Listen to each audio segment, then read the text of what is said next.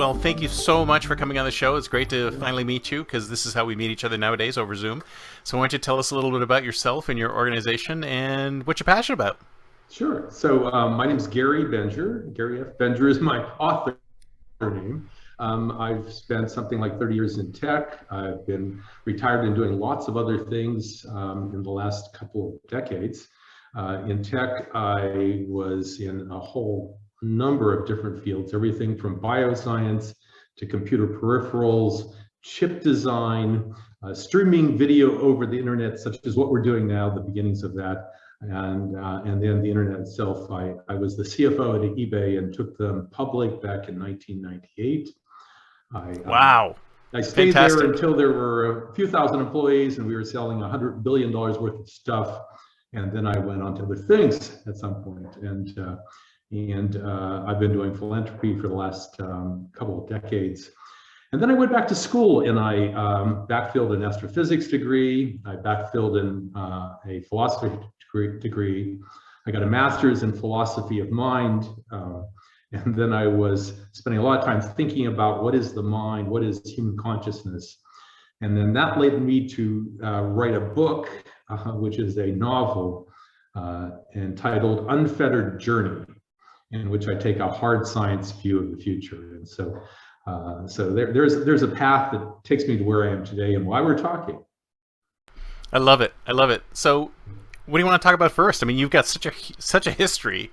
I mean, what do you I'm like, you and I could like talk forever because it's like I've been here since '98 and in the Bay Area, and we have a lot of history. But I mean, it sounds like you were in the right place at the right time at the very beginning. How did you manage to do that? Were you prescient? Were you like a futurist going, I gotta be there. I gotta be there when all this is happening. Well, there was a little bit of that. I had a degree in computer science and decision theory, and I was doing management consulting in New York at one point in my career after Harvard Business School, and then I was doing some consulting in tech, and I said I really want to be inside the companies rather than out, and that's when I came back to the Bay Area and got into tech. And then in terms of luck, I actually will attribute it to lots of at-bats. Lots of that is the secret. That's what the yeah. VCs say, right? You just got to keep swinging.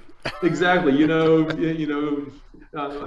at first, a couple of hits a second, and then there's eBay was clearly a home run. So but I got a chance then to get into the technology, and I think we're both we believe in technology solving problems for mankind, right?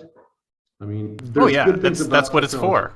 Yeah, I but mean, there's good it's things kind and of there's lost bad its things. way a little bit, but hopefully we can get it back to that again. I think so. So I think, Chris, I heard some of your other conversations. You are an optimist about the future, right? Hmm. Yeah, and I I am try. too.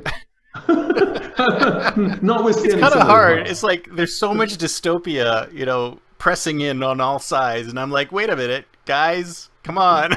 Okay, and I'm with Doesn't you. have to be that bad. I agree, and I'm with you. I'm an optimist too. So one of the reasons I wrote this book is because I think I have a certain thesis about the future, and I'm taking a little bit more of a longer view than maybe that you've been dealing with some of your other guests. I'm on the board of the Santa Fe Institute, as among other things, which is complexity science, collaborative research among multi-disciplines.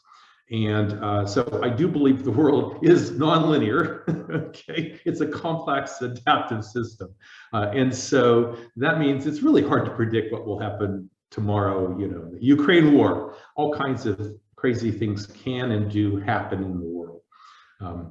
But I do think that there are certain things that we can look ahead and we can say some things with some more high likelihood for the longer term based on trends.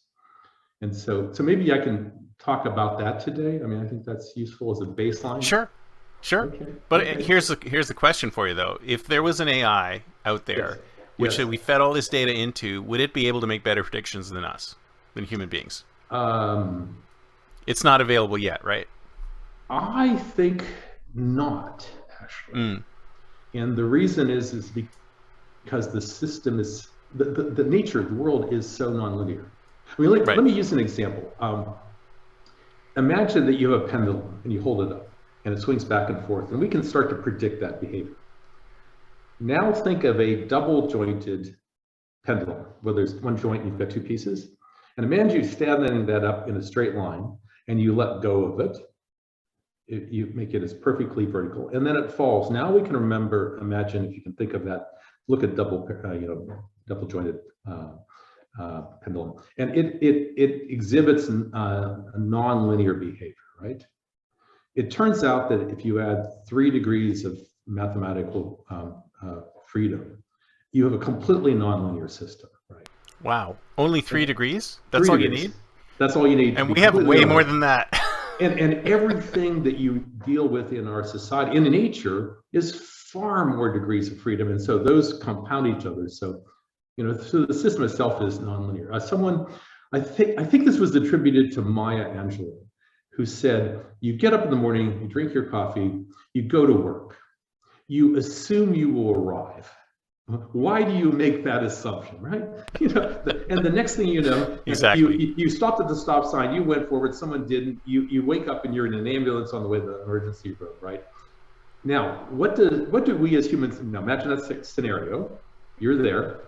Well, what we do is we go, a total nonlinear thing happened to us.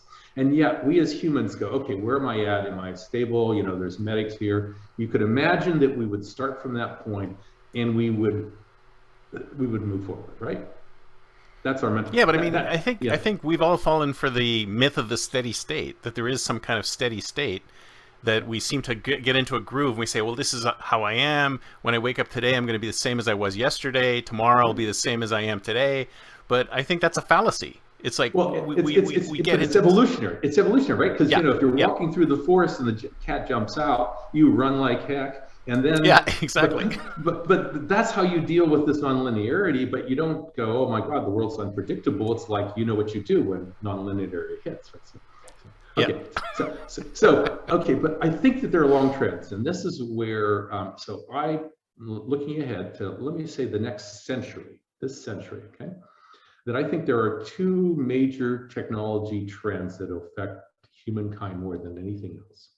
Number 1 is bioscience, and number 2 is AI and robotics.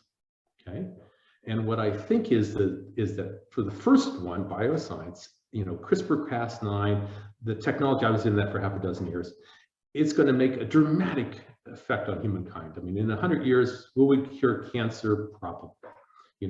Will we live longer? Yes. But will we notice? Okay. Well, I mean, I'm not even sure if we're going to still be human in the shape that we are today in 100 years. I know we were human 100 years ago, but in 100 years, will we still be human in this shape and form? I don't know. Yes, no, I think we will be. So the reason I say it doesn't matter, we won't notice, is because, if everyone lived 20 years longer, well, that's the way life is, right? Everyone lives to 100 or 110 or something, but we won't notice. But what will we notice in our day-to-day life? And that's where I think AI and robotics will transform the way life feels. But to your other point, I think that, yes, we will be very much the same humans, okay? One of the, I think it was in She Single magazine, the reviewer said that this future in the year 2161, almost 140 years from now, feels eerily authentic. Okay. Because I think, in counter what you were just suggesting, no, we will still be human. I do not believe this, will be brains uploaded in computers and all that stuff. I don't think that will happen at all. Maybe partial brains. Right? No, bits of brains. No, I don't think so. In my book, Unfettered Journey, I imagine a future in 140 years that is takes a hard science view. Okay, so what I've said is that there's 2 things: there's bioscience and there's AI and robotics that change everything. So I think you can look forward to that future, and you can say some things that are highly likely. And so maybe I can explore that now. What do I think that looks like? Just go for it. Okay. I want to hear. Okay, so robots. Okay, everyone's seen the Boston Dynamics robots dancing, and the Honda robot was throwing free throws from the center line in the Olympics, right? I mean, that looks, gee whiz, they're going to be here tomorrow, right? I don't think so. At least according to the media, they want to foment panic, right? That's right. That's right. Yeah. So I don't think that will happen. I mean, I think that the robots will be like the automobile. Yes, in the early 1900s, Henry Ford, we had automobiles all over the place, but that's not the car we have today. It took a century for that automobile to, add the roads, add the legal structure, all of that stuff to make that the car we have today. And I think that's the model for the robot, is that it will take a long time to get it to work right. So I think in this, there'll be a long period when they're, rather than being terrifying like Terminator, they will both basically be annoying. Right? They won't quite work. They're already pretty annoying. My Alexa is extremely annoying. Exactly, right. So for example, in my book, I imagine, so okay, also think about this though. I will argue that development will be inevitable because we can see the A to Z engineering line to get there, right? Military will fund robots so that we'll have robots that get damaged rather than people dying. There'll be lots, as we've had automation replacing people, there's been an economic reason to do that. That will continue. And so even though I think it will take a long time, the economics will drive that to happen. So when I was at the Santa Fe Institute, like a year before finishing my book, there was a conference on with the workshops of some of the major AI researchers in the world came together. Okay, Rodney Brooks that did the Roomba. Lots of people have been in the business for 20 and 30 years. And one of the presenters presented a topology map. Think of a topology landscape with hills and valleys. And that was the analog for jobs. And water rising is the analogy for jobs disappearing through automation. Okay, so imagine that. The question is, what jobs are at the top of the hills? What's the last ones to get automated?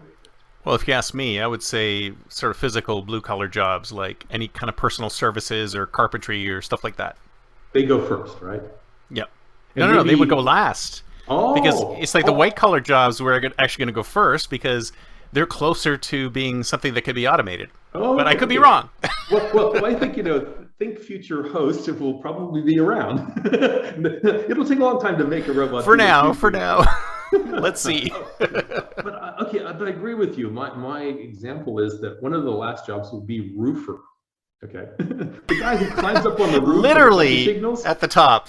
Yes. But think how hard that is to do. So at some point, roofers will be making $300,000, $400,000, $500,000 a year, but then the economics will be there to automate the roofer. Okay.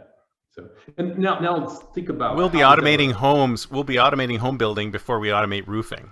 Exactly. Right. Yes, it's hard to do that. So that's a cartoon example, but that suggests then that there will be robots that are sort of human sized, because why would we re-engineer trillions of dollars of infrastructure, right? And so that suggests they'll be here. So in my book, Unfettered Journey, I imagine, in 2161, there's a couple kind of general purpose robots that you will see walking around all the time. And so one is this mecha. It's 3 meters tall. It can reach up another meter.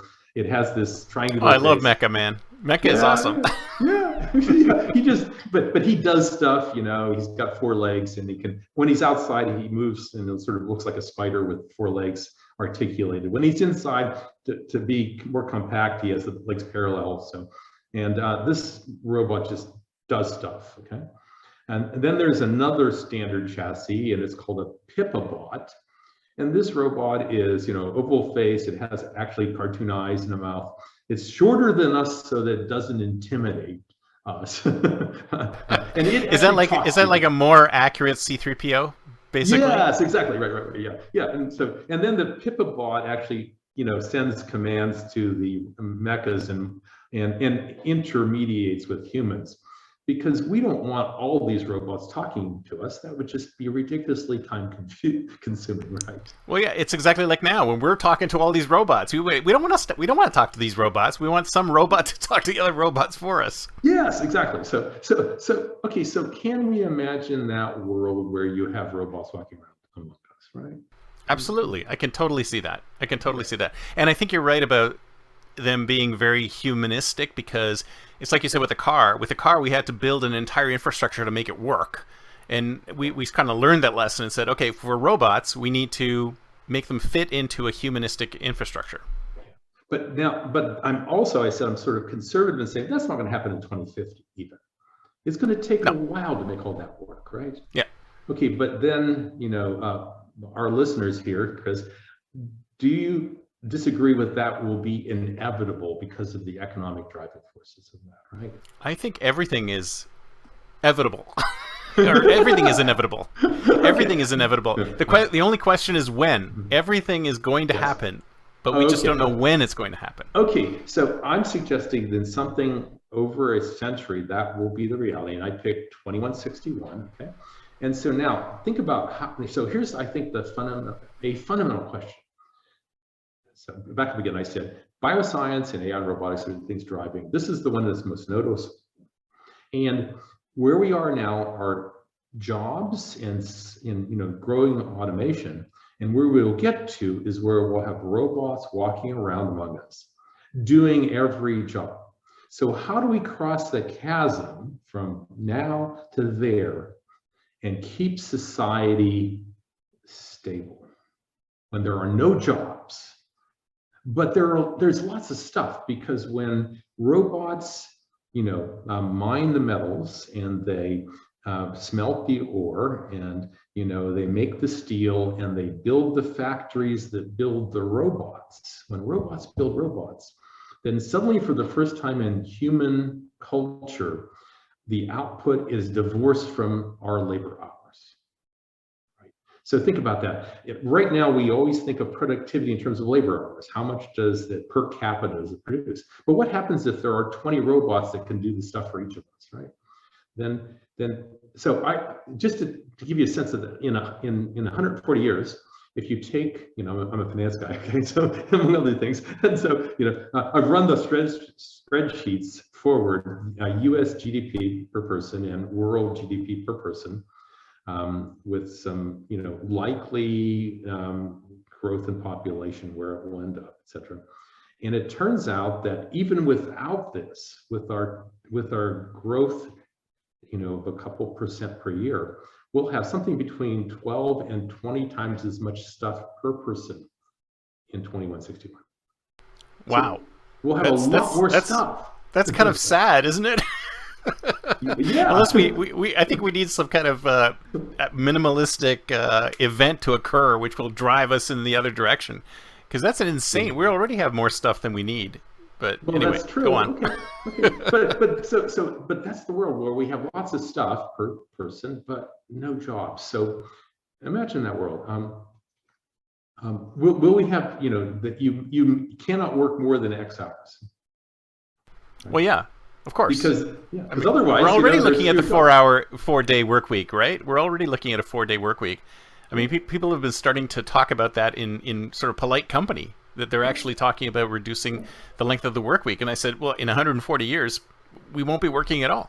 Well, and so in this future world, I imagine, the maximum you're allowed to work is 12 hours, 3 days of 4 hours each. Okay? That's it. It's a law. That's more than George Jetson had to work. I think he only worked 2 hours a day or something like that. Right. Pressing buttons. Yeah. So the social question is, okay, two questions. One is, who owns the robot factories?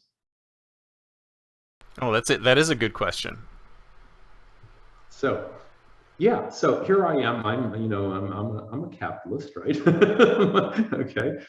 In that I do believe that the capitalist system that we have for market economics has produced a lot more stuff per person.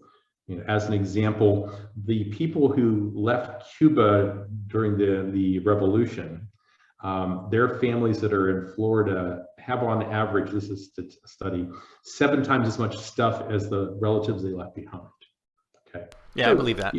So these social systems have a hard time producing as much stuff and causing people to work long hours and to sacrifice. And so, but when you have lots of robots, and then you don't need that anymore.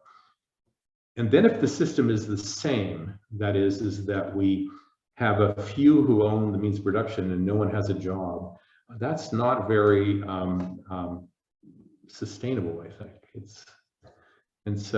But if there's unlimited amount of energy, unlimited amount of power, if we have enough resources to just pay everyone some kind of UBI or something like that, is there any reason why we can't migrate to that type of arrangement? Well, that's a good question. So that would suggest then that you have a guaranteed income, and that you have a system where, think about it. Right now, one of the things about capitalism is supply equals demand. When demand is higher than supply, the prices go up, then more factories produce more stuff to meet that because there's a profit motive, right? Yep. Okay. So, but not a lot of people understand that. Okay, but so think about, that's kind of the fundamental 101 economics. And so what happens in that system, the way it works, is that suddenly there's a demand for some fad thing or whatever, and we want a new iPhone. iPhone is, and then there's all the prices go up, etc. Now that mitigation of supply and demand is mitigated by information. Amazon knows a heck of a lot about what the demand is for stuff that is out there, right? So, and in fact, one could argue it's far more efficient. So just the data set of what we demand and what we want to have could be fed through into a system, which then drives the factories. And so, and I would argue that can be, that could be an order of magnitude more efficient than what we have now. Just the data is driving factories, which are driven by robots, right? So is this a point where I'm just surfing around the internet in whatever device I have, and I'm thinking about buying a car, and then all of a sudden the car just shows up in my driveway the next day? Well, the deep learning, the algorithms figures. I don't think it will be a car, because by that time we'll have autonomous vehicles that we're all renting. But it'll be some object that I've been looking for will be 3D printed and magically dropped on my doorstep. And then if I decide afterwards I don't want it, I can always return it, and it'll be reduced down to its component parts or something like that. Right. Well, so in fact, what's the future of money and all that? So yes, so that demand algorithm could average what it is and produce enough so that those of us who did carry through and want the car would have it arrive very quickly, and those that didn't, it figured that all out, right? So yeah, so in my book I have a conceit, okay, and I don't necessarily say this will happen, but in 140 years the storyline is that after the climate wars, fighting over limited resources, so it's gonna be what is that Mel Gibson movie, right? Mad Max? Are we gonna have like a Mad Max period of time? I think this is more, most people would say this is a more utopia, because I think the hard science reality is that we will use our technology to try to stumble through and figure out how to solve these problems, right? So yeah, no, I'm with you. I think every time we come up against something that seems intractable, our ingenuity figures it out. We just don't know how yet. Yes, yeah. But so the conceit is that what happens is, quote, the economics changed because when we rebuilt some damage with more robot factories, and then of course there's lots more robots, and so the last of the jobs disappear pretty much. And in more egalitarian countries, you can imagine certain Scandinavian countries, in more egalitarian, they came up with a more equitable solution. But here in the United States, because we have such a strong property rights part of our culture, what happened is that the means of production, robot factories, were owned by everyone. But in exchange, the oligarchs who owned them pushed through some new laws called the Levels Acts, which assigns levels from 1 to 99. And there is sort of a hierarchy there, and you have your level, and you can move up and down based upon merit and everything else. But there's the Levels Acts, and that's what happens. Sounds a bit like a social credit score. Is that similar to that? Yeah. How do we know it's not already being tracked? It's probably already there. Well, here's a social question. Do we have levels today? Absolutely. Absolutely. Yeah. We just, they're just not out there in front of everybody to say, oh, here's my level, here's my level. They're all there. And it's funny because I was talking to a friend of mine the other day about how, oh, did when America was founded, did we get rid of the caste system? And I'm like, no, we just created a new one. Right. Yeah. So, so that's the social justice, sort of story in the part of my book, is that there are these levels, that, there's certain restrictions. Supposedly the levels are all meritocratic, but, one could imagine there's a legacy component in the algorithms that is still there. And, and then the algorithms say, well, if you are more than 20 levels separated from someone else, you actually, they don't get pinged by your app that says, who you might you be dating, right? So you can only date people in certain levels above and below you. Is that right? Only that's basically, that's the reality today, right? Yeah, so and it's harder to get a passport to travel because, of course, we're so eco that it's a bad idea to travel and use up all that energy and so forth. So but there are limitations, and is that fair? So in the book, one of the storylines is that one of the characters is fighting for the justice to remove these sorts of restrictions. Okay, that's the social justice story. So how do you, in the world that you've envisioned, how do you move up the levels? How do you move up the levels? I'm assuming up is up higher numbers or lower numbers? Number one is high. One is like the top. Okay. Yeah. So the main character is an AI scientist, Joe Denkensmith. And Joe, you can imagine he might have been just an average guy, a level 50, right? But at the time of the book, he's 31 years old, and he's a level 42. Ooh. Good number. Good number, yes. For all our sci-fi audience members, yes. Good number. Okay, so he's level, and in fact, if you ask Joe, he says, well, I haven't really thought about this very much, but it seems kind of fair to me. You can move up and down levels. If you work harder and you're more successful, that's what happens. So that's what he says. And so Joe is, back to 42. Joe is an AI scientist, and his job working with the AI ministry is to create true robot consciousness. Okay. Now, people looking at the robots walking around, the general convention is, oh yeah, they seem kind of conscious and sentient. But Joe knows it's basically all tricks all the way down. They haven't quite achieved that. And so Joe takes a sabbatical from that job to kind of figure out how this might be possible, if at all. So he's trying to find the meaning of life, actually. Interesting. And 42, right?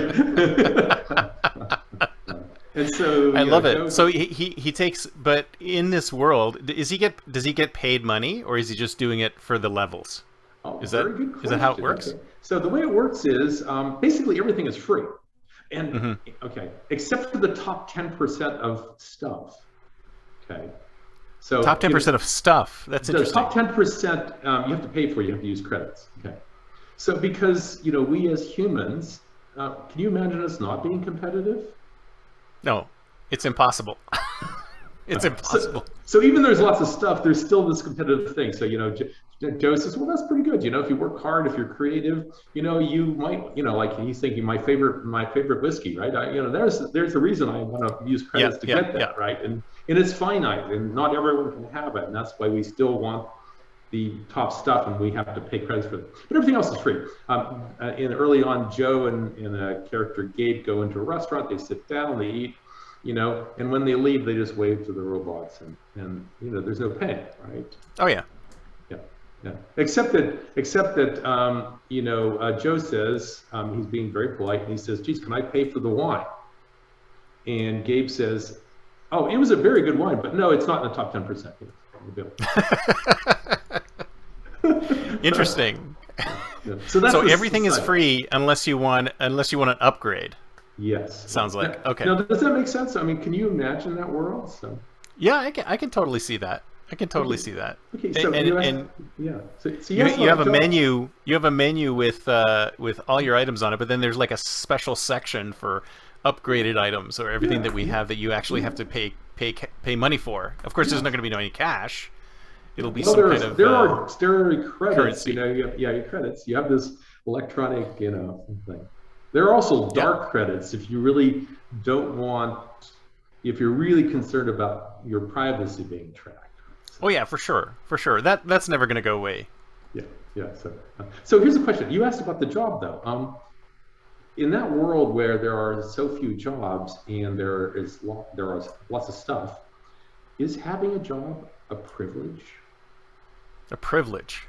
I guess it depends on the individual, Okay, right? I so mean, as an example, if you have a world where jobs are not a requirement, then you're going to have some individuals who will want to work, and you'll have other individuals who will just pursue their passions, right? No matter what it right? is. Because But right now we're in a yeah, situation where it's almost like a Venn diagram. You've got pursuing your passions. Can I get paid for this? And these things have to overlap. Otherwise, mhm, you'll end up doing something you hate just to make your money. But yes, in this world that you've created, or will be, hopefully at some yes. point, you can follow your passion and not have to worry about doing something that specifically makes money. So we can. I Mhm. can't imagine the innovations and this amazing stuff that we can just think up because we don't have to worry about the economic imperative. Yeah. Yeah. So one example of the jobs, though. So there's at this point there's something called the WISE orbital base, which is for it's the World Interstellar scientific kind of expedition. Where the humans are trying to send probes and ultimately people to exoplanets, right? So in 140 years, we have this station in orbit around the moon. Okay, and there's a job managed by a person named Dina, and she's got 1,000 robots, and they're building this stuff. Okay, would that be a cool job that a lot of people would want, right? That would be very cool. I would Yeah, love to do that. yeah. But there's only one of those jobs. So again, the best jobs. Who gets those, and how does that work, right? Well, how would you? I can't. I'm trying to imagine what is education like in that world. I mean, do you Okay. even need to educate yourself other than just for enjoyment? Like, what kind of skills do we give our kids? Are kids decanted or are they still born? Like, Okay. tell me more about this world. I mean, I'm trying to figure out the Okay. the Okay. elements of So it. very good questions because let's talk about the decanted. So again, this is a hard science view of the future. A lot of that stuff I think is so far out there. That sort of sci-fi futurist view takes things that are happening and brings them to the absurd. And the reality is, no, we'll still be born in the same way. I mean, you might have, take in vitro and remove that up and stuff, but we're still humans. There's a million years of evolution, right? And so that will still be the same.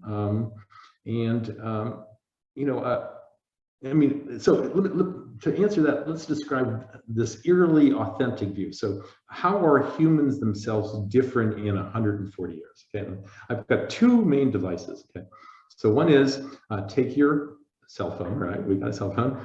It's a chip behind your ear.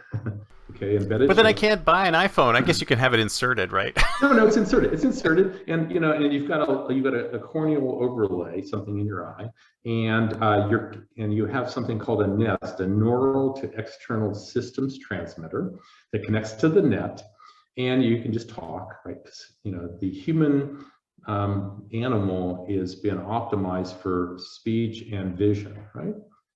So Yeah. So you don't bypass the senses. You leverage the senses. exactly. So what happens is if I run into you, Chris, on the street, and I'm going to talk to you, I might just say, take a bid snap, and the corneal thing takes a picture, and then it searches and it finds out about you, and then when I walk up to you and I say, hi, Chris, I hear you're doing podcasts. About the future, okay, so is that's just leveraging what we have, but I have the conceit. So Joe gets on an airplane, and the social protocol is, as a child, you learn 50 or 100 words that you can work you can memorize. And so on an airplane, you don't want to talk out loud. So you kind of think a couple keywords, you think search this, and you have this thing gets the gist of what you're asking for, but that's really slow. So, Oh, so you do have tech that's able to read your mind. Yeah, but so I guess I'm suggesting that Elon's Neuralink is going to be useful for people who have severe handicaps of certain kinds, but is it going to be prevalent? No.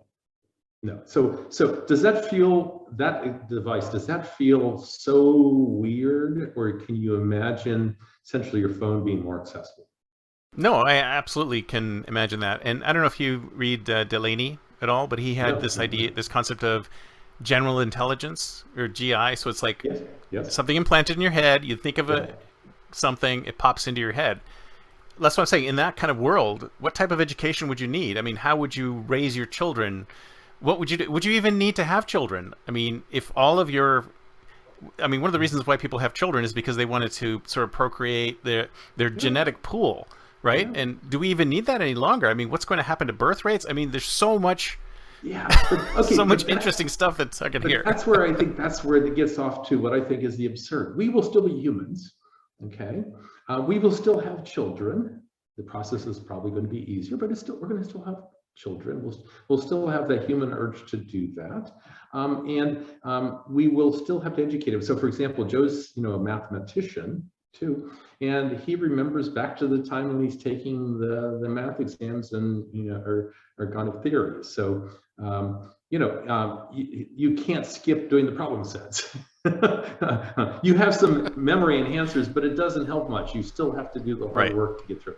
And then in terms of the education, because we live a lot longer, we can live to 120 years. So someone who's an academic will get 2 PhDs, because you can create more information and knowledge if you can find the intersection between traditional fields. Right. But you're doing things for the good of the planet or the human race, or because you enjoy it, as opposed to because you need to earn a living. Because you don't need to earn a living, but now imagine that for all the folks who don't have interesting jobs. I mean, how much poetry can we write, and what can we do, right? So, and that's a real problem. I mean, what happens if we have all this free time, and rather than today, there are 4,000 books published in the U.S. a day.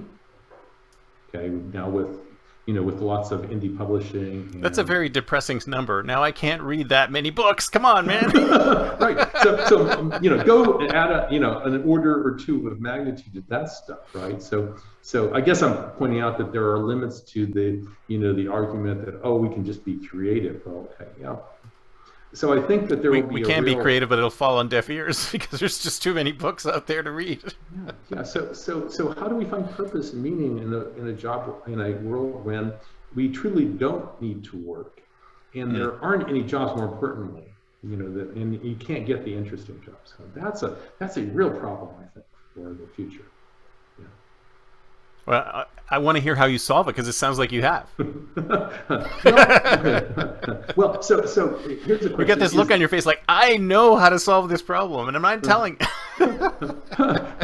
Well, I think though that's a very different problem. That again, you mentioned some ways that the future has been predicted that I think are too far out there, highly unlikely. I think the likely way it will evolve is something that makes us still feel pretty human. Okay, I mentioned 2 devices. One is this Nest, that lets you connect. The second is what I call the MedFlow. It's a device that's kind of implanted down by your hip. It microdoses. There are things that monitors your system.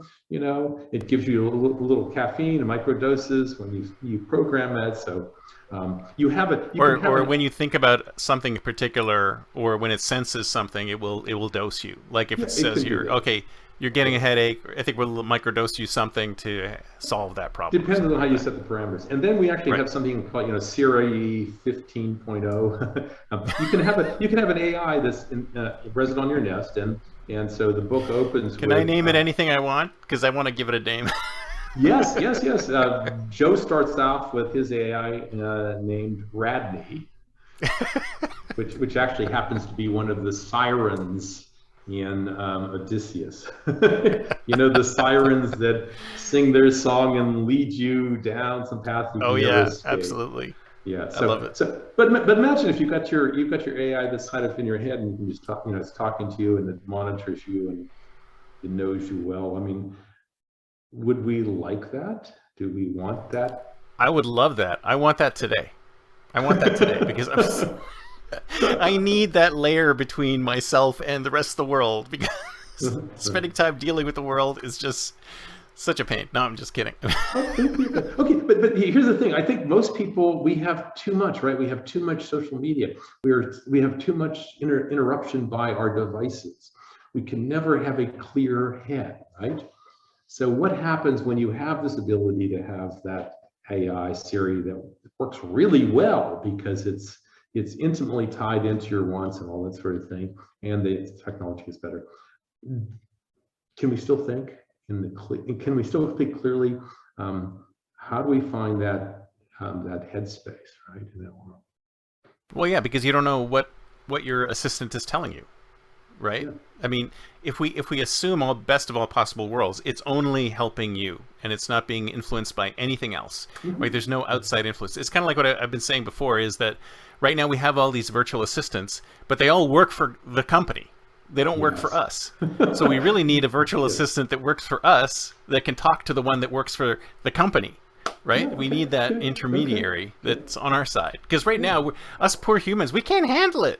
We've got all these super algorithms just crushing us, and we're like, I can't even book a good flight because there's so many algorithms on the other side making them more profitable, and poor human me, I can't get anything. And even the ones that are in between, like Kayak and all those other ones, they're not helping me, they're helping themselves. But anyway, yes, exactly. I But digress. if that economic system kind of goes away because it's not important, who cares about, because there's lots of stuff, right? Then maybe then those things are actually more engineered to help us.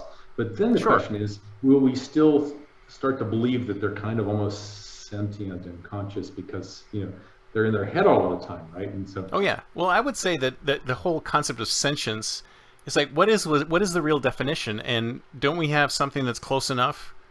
Not today, but it's soon we'll have something that's close enough to say it's close enough to be sentient for me. yes, but then I go back to one of the things that started me on this project was my degree in theory of mind, and it gets to the fundamental question, what is human consciousness? And then can AIs and robots ever reach that? And as I said, I'm quite doubtful that it will happen anytime soon.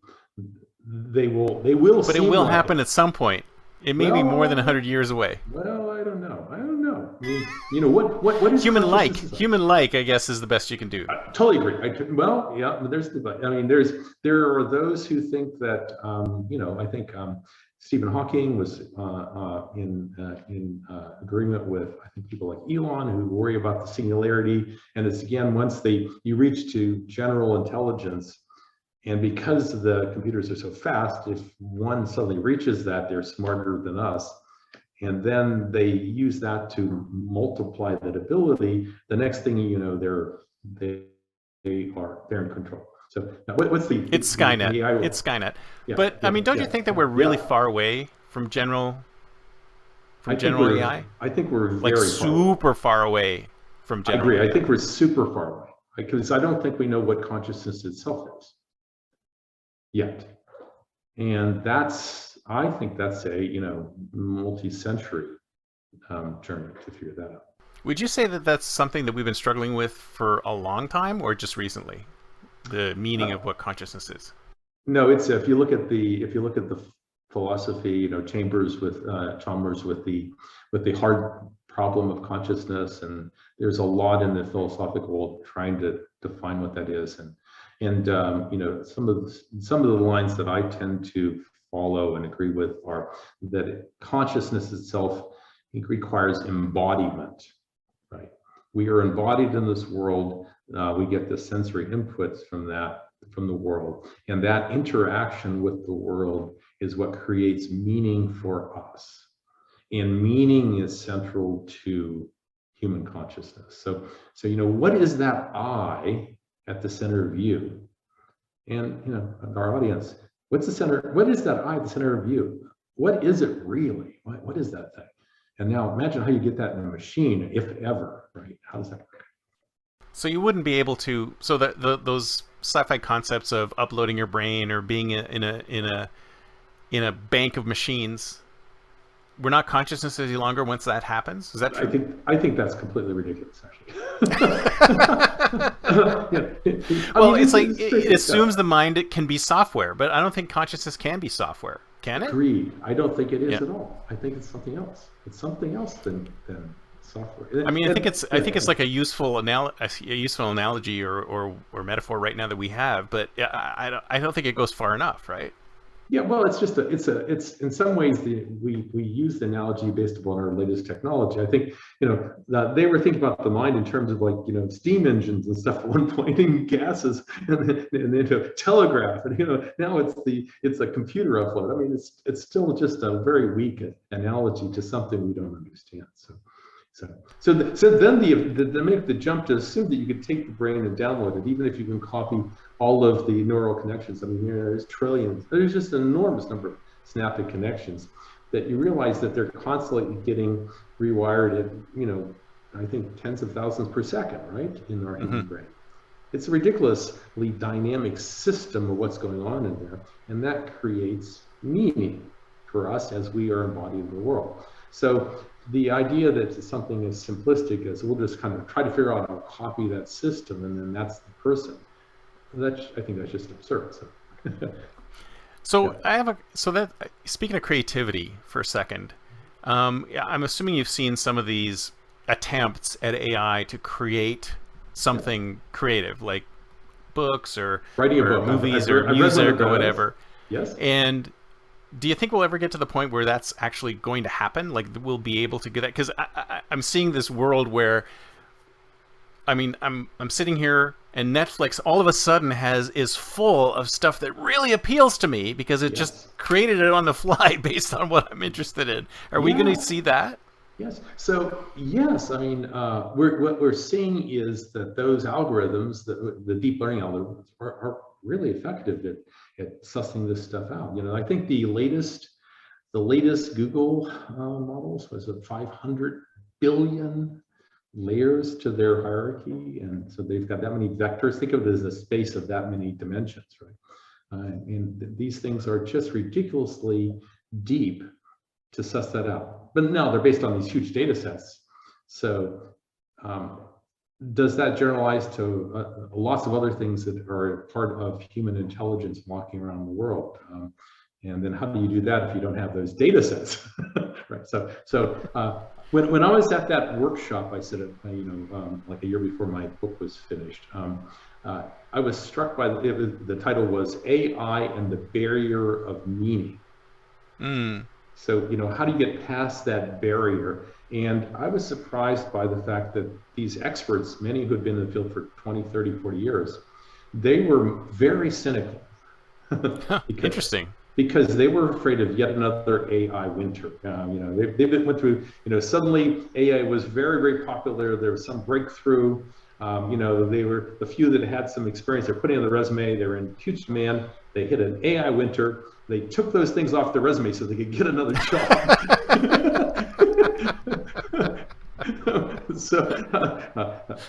So because there's not like a clear path.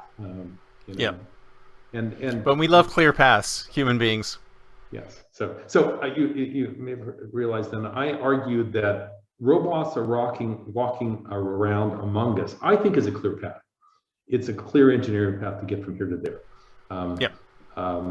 How far we take AI, deep learning, and those algorithms, I think they will really appear to most people to be pretty darn smart. Okay. Well, do you think that? See, go ahead. Go ahead. Yeah. No, I was just thinking about the types of jobs that are going to disappear first. We are talking about white collar work, right? Things that are. I'm sitting here at my desk moving some Excel spreadsheets around. Yeah. That's going to disappear first, right? Because you're going to see those types of gigs, and then in the future of work, I've heard various scenarios. One of which is you've got a layer of humans on top, You've got a dispatch layer where all of middle management disappears and becomes AI, and then everyone's a worker at the bottom. I don't even know if that model works. But I mean, do you see what models of work are we going to see before we get to the nirvana that you describe? Okay, well, that's what I think is the greatest challenge. Again, where we are now, and at some point, 100 to 150 years in the future, we will have robots walking around among us and doing a pretty darn good job at what humans can do. They'll be bussing restaurants, they'll be serving all the food. In my book, I've got, there's still a chef. The chef, because the chef's, he loves to cook food. A human chef, right? Because they can taste. Creative, right? But everyone else is a robot, and so and then you pay more for that because it's creative, and that reminds me of a Futurama episode where Bender tries to become a chef, and everything is like super salty and inedible because he doesn't have taste buds. That's the intermediate step here, where all these exactly very annoying, right? Yes. Yeah. Well, but in fact, there's there's many levels in my book, and so there's one character at one point who says, consciousness Joe says, do you really know what it feels like to taste an apple? And the response is, I know apples. I know exactly all the chemicals that make up an apple. I can tell you all the chemical formulas. yeah. But do you know what an apple tastes like, right? Yeah. What's the in the philosophical world? What's the qualia? There's a qualia that what is it like to taste an apple, right? What is that?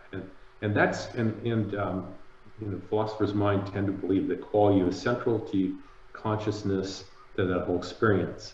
And that's why I think it's going to be extraordinarily hard to make robots and AIs conscious, if ever, because we don't understand that. Right. Yeah. I can't see that happening for a very long time, but it will happen. It will happen. The only question is when, right? I don't know. Normally we have a segment called Think Like a Futurist, but we've been thinking like a futurist the entire time. So, like if somebody wants to pick up, I love the concept of the book. I've downloaded it. I have not read it yet. I'm sorry, but I'm going to because it sounds fantastic. So if somebody wants to get a copy of the book, what's the best way? Go to Amazon, or do you have? So the book is Unfettered Journey. It's now available in 8 languages. It's won 7 awards, nice, including everything from debut fiction to best sci-fi to best spiritual fiction. It's won the Eric Hoffman Award, which is a philosophical award. Well, I have to read it because I am a philosopher. Okay. and it's an interesting, difficult book. It has a hard science view of the future, but is really a cross-genre adventure and love story that tries to ask these deep questions about, how does the future evolve? How do we find purpose and meaning in that world, which I think will happen. And yes, you can get it at Amazon and Apple Books and Google and every place that you can get books. So. I love it. So do you end with is it encapsulated as a single book, or is there the possibility of going on? No, more books. I have, this is one book. It has an appendice that is actually a very rigorous philosophical deep dive onto the philosophy behind this in terms of the ontology of consciousness. Nice. And so could I also use it as a self-help book and a planner for the future? Well, I think most people will love my characters. I'm very proud of my characters. I've got some very I think incredible women characters in the book, and I think these fortuitously in terms of the timing, the social justice themes in the book also resonate with what's going on in the world today. So fantastic. Well, I can't wait to read it. So thank you so much. This has been great. Lots of fun. If somebody wants to get in touch with you, what's the best way? So you can go to my author website, GaryFBengier.com, spelled Bengier. So GaryFBengier.com, and find out more about the book. And yeah, please go out and read it and leave me some reviews. I love the great reviews I've been getting. Thank you. Sounds good. And I'll put the link in the show notes so that people can go direct. So thank you so much. It was great talking Chris. with you. Been fun. All right. Thanks. Talk to you soon. Bye.